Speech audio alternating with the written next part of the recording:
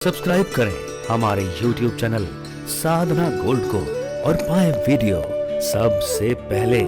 और हाँ, bell icon दबाना ना भूलें। दशानन का तात्पर्य क्या है?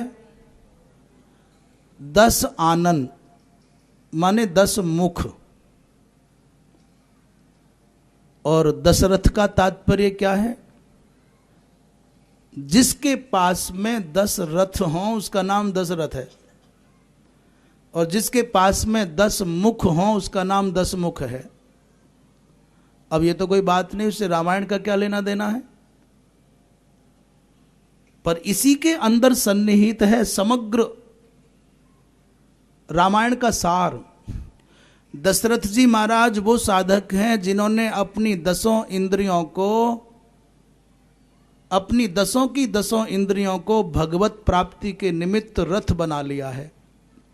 रथ का मतलब है गति करना, और मुख का तात्पर्य खाना। रथ से जाया जाता है और मुख से खाया जाता है। रावण का जितना भी प्रयत्न है सब खाने का प्रयत्न है, पाने का प्रयत्न है, अर्जित करने का प्रयत्न है। इसलिए रावण ने अपनी 10 इंद्रियों को संसार के रसों का भोग करने के लिए तैयार कर रखा है। 10 इंद्रियों से 10 विषयों का सेवन करने में लगा है। और दशरथ जी महाराज ने उन्हीं अपनी 10 इंद्रियों को भगवत प्राप्ति के उपक्रम में लगाया हुआ है।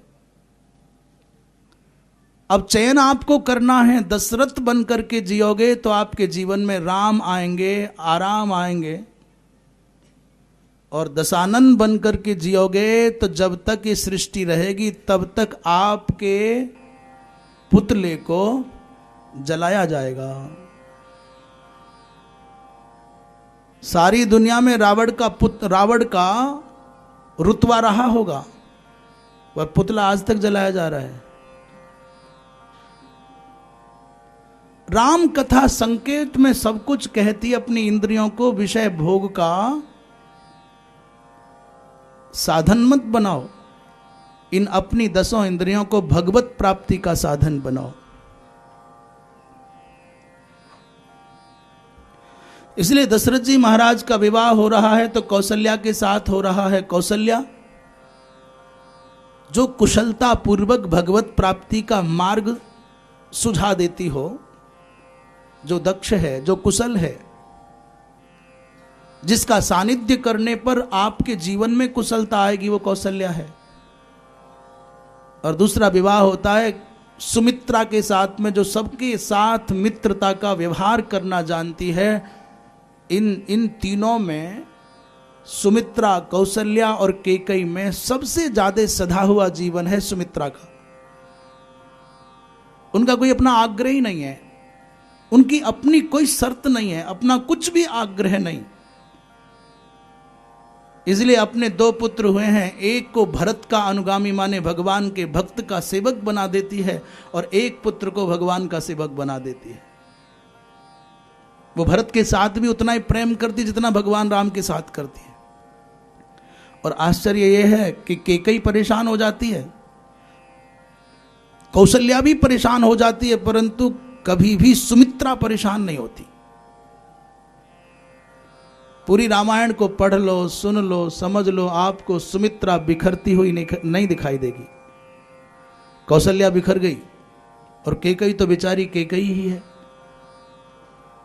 पर सुमित्रा कितने भी संकट आए, कितने भी संघर्ष आए, कितने भी तूफान आए, सुमित्रा अविचल शांत वैसी ही खड़ी है। जब सुमित्रा को पता चला कि लक्ष्मण को वीर घातनी शक्ति लगी है, प्राणों पर संकट आया है, तो भी उतनी शांत।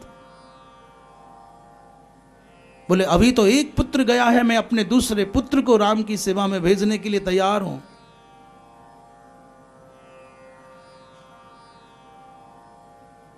निर्णय हमको करना है कि हमारा जीवन दशानन के जैसा होगा कि दशरथ के जैसा होगा, ये हमारे हाथ में है।